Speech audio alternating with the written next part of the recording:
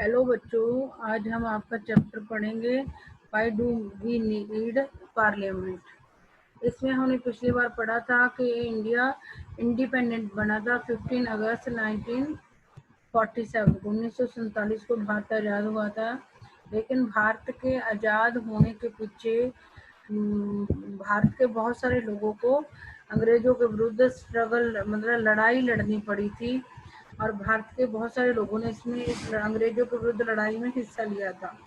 और सारे लोग इसलिए लड़े थे अंग्रेजों के विरुद्ध क्योंकि उनके आज़ाद होने के बाद फ्रीडम, इक्वलिटी और पार्टिसिपेशन इन डिसीजन मेकिंग में मिलेगी। उनको लगता था कि अगर वो अंग्रेजों को देश से निकाल कर आज़ाद हो जाएंगे, और हुए भी थे 15 अगस्त 1947 को।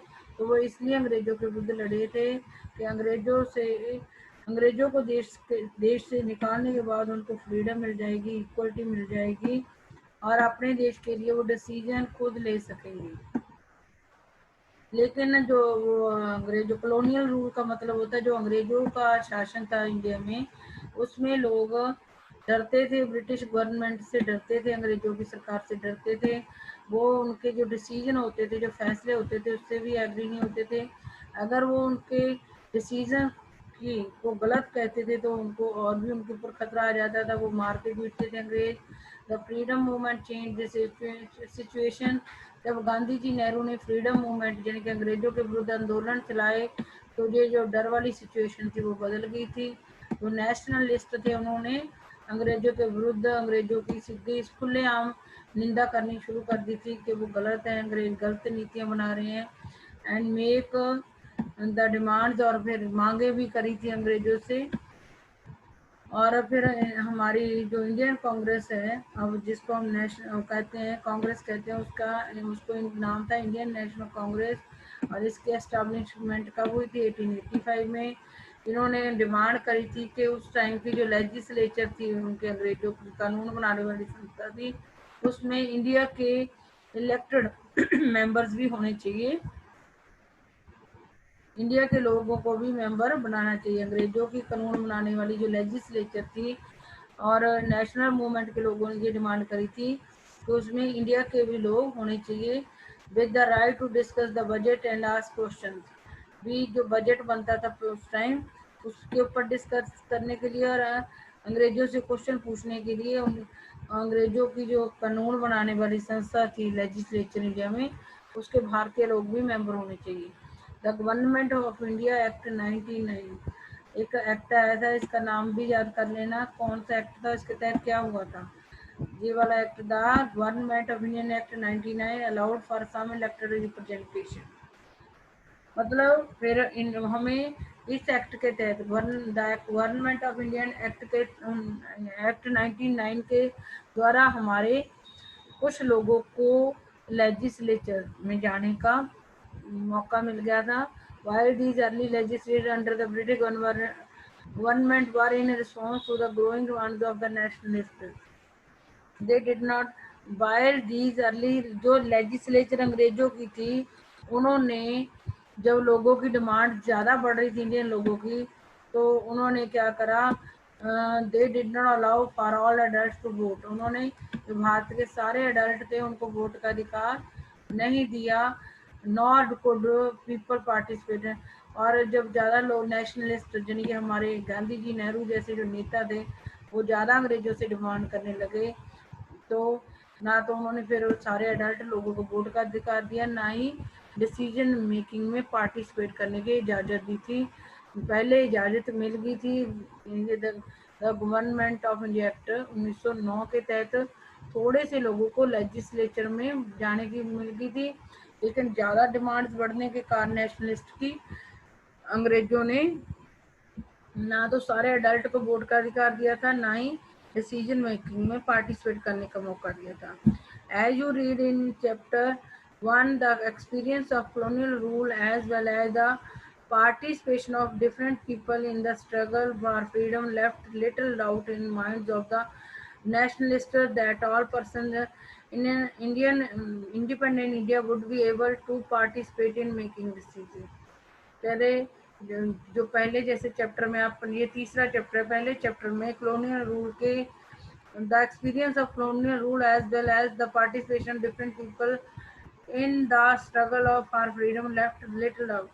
भी जो कॉलोनियल रूल था, वो अंग्रेजों का रूल था, वो बहुत गंदा था और डाउट पैदा हो गया. The participation of different people in struggle for freedom left doubt in the minds of nationalists that all persons in independent India would be able to participate. कह रहे जब कॉलोनियल अंग्रेजों का राज था उस टाइम उनको एक्सपीरियंस मिल गया था कि लोगों ने मतलब उसमें जो फ्रीडम में जो हिस्सा लिया था, ज़्यादा लोगों ने हिस्सा नहीं लिया था अंग्रेजों की लड़ाई में.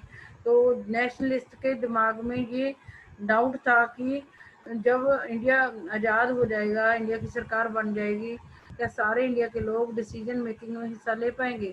With the coming of independence we were going to citizen of free.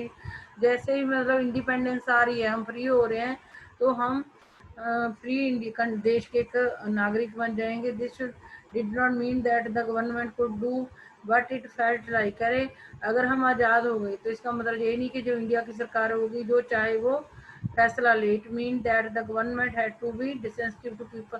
कह रहे जो इंडिया की नई सरकार बनेगी उसको लोगों की जो ज़रूरतें और मांगे हैं उसकी तरफ भी ध्यान देना होगा. The dreams and aspirations of freedom struggle were made concrete in the Constitution of India, Independent India that laid down the principle of universal adult franchise. जिन्होंने स्ट्रगल लड़ी थी, अंग्रेजों के विरुद्ध लड़ाई लड़ी थी, उन्होंने कॉन्स्टिट्यूशन में एक प्रिंसिपल डाल दिया, अडल्ट फ्रेंचाइज था, that all adult citizen of country have the right to vote. मतलब सारे भारत के 18 साल से जो ज़्यादा 18 साल या 18 साल से अधिक उम्र के लोग थे उनको हमारे मतलब ताकि सारे लोग इंडिया डिसीजन मेकिंग में हिस्सा ले सकें. भारत के सभी अडल्ट लोगों को यूनिवर्सल अडल्ट फ्रेंचाइज कॉन्स्टिट्यूशन में डाल के सबको वोट का अधिकार दे दिया नेशनलिस्ट ने जब वो संविधान बनाया. People of and their representative. The take off point for a democracy is the idea of consent. Well, the take off point for a democracy is मतलब लोगों की राय लेनी जरूरी होती है डेमोक्रेसी के अंदर. For example the desire approval and participation of people. मतलब जो मेन पॉइंट डेमोक्रेसी में होता है लोगों की राय होती है. कंसेंट, आइडिया ऑफ कंसेंट मतलब उनकी इच्छा जाननी होती है, उनकी सहमति लेनी जो होती है. कोई भी डिसीजन लिया जाता है तो लोगों को उस कोई भी डिसीजन लेने में पार्टिसिपेट करवाना होता है. It is the decision of people that creates a democratic government. करे it is the decision of people, ये लोगों का फैसला हुआ जो कि डेमोक्रेटिक गवर्नमेंट बनाए. And decide about its. ये लोगों का डिसीजन होगा जो खुद ही डेमोक्रेटिक गवर्नमेंट बनाए. Creates a democratic government and decide about it. और लोग ही डिसाइड करेंगे कि वो काम कैसे करेगी. जो भी डेमोक्रेटिक गवर्नमेंट बनाएंगे भी खुद लोग, और उस वो कैसे फंक्शन काम करेगी वो भी लोग डिसाइड करेंगे. The basic idea in this kind of democracy is that the individual और the citizen is the most important person. ये जो आइडिया था, बेसिक आइडिया था डेमोक्रेसी का, इसमें क्या था कि जो व्यक्ति है और जो नागरिक है वो मोस्ट इम्पोर्टेंट है डेमोक्रेटिक कंट्री में. and that in the principle of the government as well as other public institutions need to have the trust of these people. कह रहे भारत के मतलब प्रत्येक नागरिक को उन्होंने इम्पोर्टेंट बनाया डेमोक्रेसी के अंदर. और कह रहे जो principle and that in principle the government as well as other public, चाहे सरकार हो चाहे कोई और पब्लिक इंस्टीट्यूशन हो, उसको इन जो इंडिया के सिटीजन्स हैं उनका इंटरेस्ट हासिल करना जरूरी है. मतलब लोगों की राय से ही इंस्टीट्यूशंस चलेंगी, पब्लिक इंस्टीट्यूशंस, और गवर्नमेंट भी इंडिया के अंदर इंडिया के लोगों की ओपिनियन के द्वारा चलेंगी. हाउ डज द मतलब इंडिया के अंदर जो इंडियन सिटीजन्स हैं, लोग हैं, उनको इम्पोर्टेंस दी गई. उन्होंने यहाँ भी बताया है कि लोग ही डिसीजन लेंगे डेमोक्रेटिक सरकार को बनाने का, और वही डिसाइड करेंगे कि वो काम कैसे करेगी इंडियन गवर्नमेंट, डेमोक्रेटिक गवर्नमेंट. और ये जो आइडिया है डेमोक्रेसी के अंदर, इंडिविजुअल या सिटीजन जो है, वो जो व्यक्ति है इंडिया का, चाहे वो नागरिक है जो इंडिया का, वो मोस्ट इम्पोर्टेंट है। और चाहे गवर्नमेंट हो, चाहे पब्लिक इंस्टीट्यूशन हो, वहाँ पर सिटीजन्स का विश्वास वहाँ गवर्नमेंट पे भी, पब्लिक इंस्टीट्यूशन पे भी लोगों का विश्वास होना चाहिए। How does the individual give approval to the government. फिर ये क्वेश्चन उठा कि लोग सरकार का अप्रूवल कैसे देंगे, मंजूरी कैसे देंगे। One way of doing so as you read is through election. मेरे पहले रास्ता तो ये है कि इलेक्शन के द्वारा अप्रूवल देंगे, मान्यता देंगे किसी सरकार को लोग। People would elect their representative to the parliament. तो इसके लिए लोग क्या, जब लोगों से अप्रूवल लेनी है सरकार बनाने में, तो सबसे पहले लोग अपने रिप्रेजेंटेटिव चुनेंगे पार्लियामेंट के लिए। Then one group from among these elected representatives from the government करे, one group from among these elected representatives from the, और जितने लोग भी पार्लियामेंट के लिए रिप्रेजेंटेटिव चुने जाएंगे, उसमें से एक ग्रुप क्या करेगा, सरकार बनाएगा, गवर्नमेंट बनाएगा। The parliament which is made up of the all representative together. The parliament which is made up of, जो पार्लियामेंट होगी वो सारे लोगों से, जितने भी रिप्रेजेंटेटिव जीत के आएंगे उनसे बनेगी। मतलब रिप्रेजेंटेटिव चुन के आएंगे पहले पार्लियामेंट में, और उसमें से एक ग्रुप गवर्नमेंट बनाएगा। controls and guide the government. The parliament, which is made up of all representatives together, controls and guide the government. Parliament के लिए पहले रिप्रेजेंटेटिव चुने जाएंगे, उनमें से एक ग्रुप गवर्नमेंट बनाएगा, और फिर जितने भी रिप्रेजेंटेटिव होंगे पार्लियामेंट के, वो सरकार को कंट्रोल भी करेंगे और गाइड भी करेंगे। In this sense people through their chosen representatives from the government and also control. तो ये कंक्लूजन क्या आ गया, in this sense people through their chosen representatives from the government। और सरकार कैसे बनाएंगे, people through their chosen representatives from the government and also control। लोग जिन लोगों को चुनेंगे उनके द्वारा वो सरकार बनाएंगे भी और सरकार को चलाएंगे, कंट्रोल भी करेंगे। आगे पढ़ते हैं। The above idea of representation has been an important theme in your class 6 and 7 social and political life textbooks. You are familiar with how representatives are chosen at different levels of government. Let us recall the, मतलब हम आप 6th 7th में भी पढ़ चुके हैं जो representatives वाला आइडिया है, और अलग अलग लेवल पे ये चुने जाते हैं। Let us recall these ideas by doing the following exercises. क्या करेंगे हम, कैसे representatives. Use the term constituency and represent to explain who an MLA is and how the person gets selected. Use the term constituency and represent to explain who an MLA is and how the person gets selected. पहला question होता है, पहले हम constituency, वो constituencies बनाई जाएंगी। And पहले तो सब हमें कॉन्स्टिट्यूएंसी और रिप्रेजेंट का मतलब बताना है, और एमएलए कौन होगा एंड कैसे वो चुने जाएंगे। कॉन्स्टिट्यूएंसी का मीनिंग बताना है, रिप्रेजेंट का मीनिंग बताना है, और एमएलए कौन होगा, कौन उनको कैसे चुने जाएंगे, पहले वो देखना है हमें। इसमें discuss with your teacher and teacher the difference between a state legislative assembly, Vidhan Sabha and the parliament। कह रहे अपने टीचर के साथ अब डिस्कस करो कि स्टेट लेजिस्लेटिव असेंबली, जिसको हम विधान सभा कहते हैं, और पार्लियामेंट जिसको लोकसभा कहते हैं, उनमें क्या फर्क है। पहले अपने टीचर के साथ लोग स्टेट लेजिस्लेटिव और पार्लियामेंट के बीच में डिफरेंस को समझो। From the list below, identify the work of a state government and that of the state central government। इसमें से करें स्टेट गवर्नमेंट और सेंट्रल गवर्नमेंट के जो काम है वो देखो, the decision of the Indian government to maintain peaceful relation with China, ये कौन करेगा? हमारी सेंट्रल गवर्नमेंट करेगी। जो पूरे देश की सरकार होती है उसको क्या बोलते हैं? Central government. सेंट्रल गवर्नमेंट क्या करेगी? वो विदेशियों के, दूसरे देशों के साथ रिलेशन तो हमारी सेंट्रल गवर्नमेंट ही बनाएगी। ये the decision of the Indian government to maintain peaceful relation, China के साथ शांतिपूर्वक जो संबंध बना मेंटेन कौन करेगा? हमारी देश की जो सेंट्रल गवर्नमेंट है। The decision of the Madhya Pradesh government to discontinue board exams in class 8 for all schools under this board. Madhya Pradesh government क्या है? स्टेट गवर्नमेंट है। तो ये काम कौन करेगी? स्टेट गवर्नमेंट का है काम। Introduce introduction of a new train connection between Ajmer and Mysore. Ajmer क्या है? अजमेर राजस्थान में, मैसूर बेंगलोर में आता है। तो ये स्टेट गवर्नमेंट्स में introduction of a new train connection between Ajmer and, ये स्टेट गवर्नमेंट्स ही करेंगी।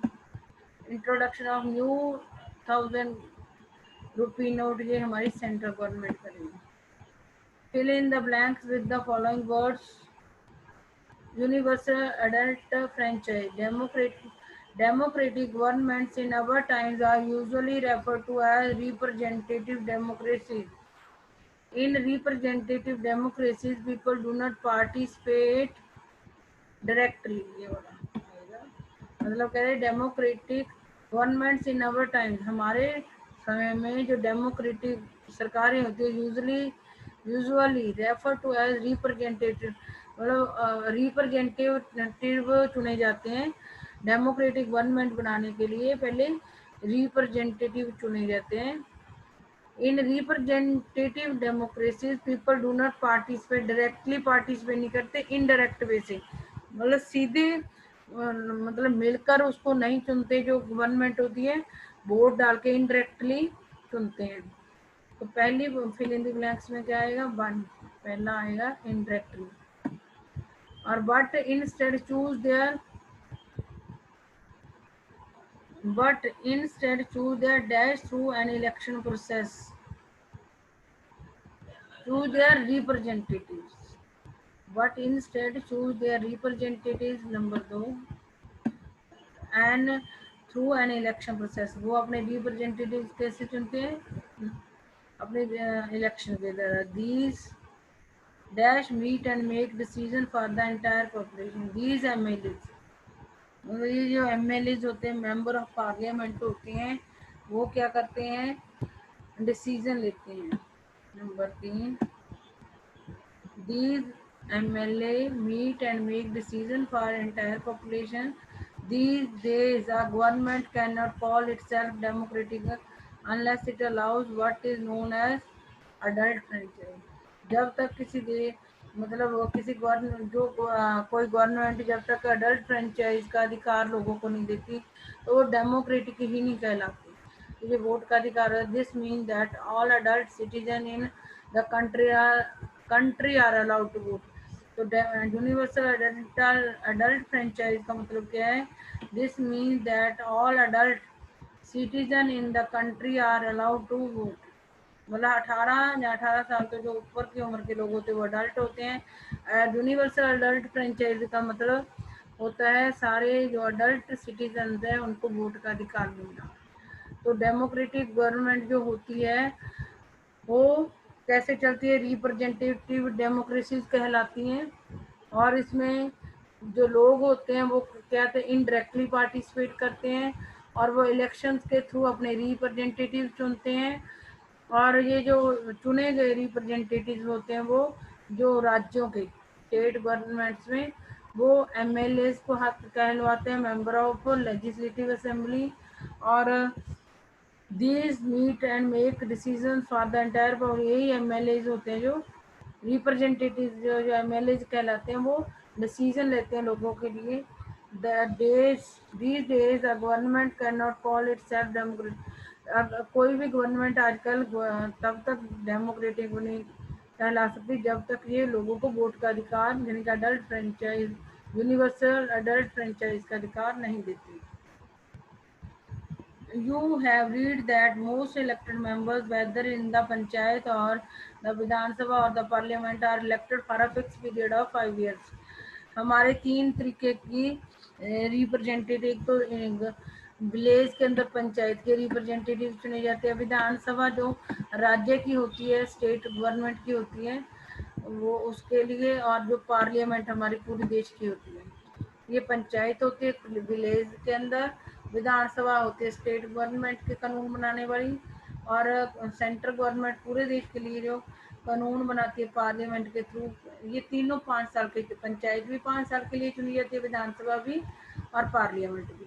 Y do we have a system where the representatives are elected for a fixed period and do not for life? Why do? क्योंकि मतलब representative fix time के लिए इसलिए चुने जाते हैं क्योंकि अगर ये परमानेंट रिप्रेजेंटेटिव चुने जाएंगे तो उनके ये गलत इस्तेमाल कर सकते हैं अपनी शक्ति का, तो इसलिए ये लाइफ टाइम के लिए नहीं चुने जाते। You have read that people participate in other ways and not just for elections to express. You have read You have read that people participate in other ways, not just through elections, to express approval or disapproval. बच्चों आज हम इतना ही पढ़ेंगे, आगे मैं आप लोगों को कल पढ़ाऊंगी।